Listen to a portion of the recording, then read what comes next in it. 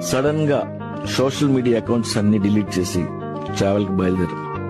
Budget travel చేయి. తక్కువ డబ్బుతో ఎలా బతకాలో నేర్చుకో. ఒక్కసారి ట్రై చేసు. ఈ ప్రపంచం ఒక పెద్ద పుస్తకం.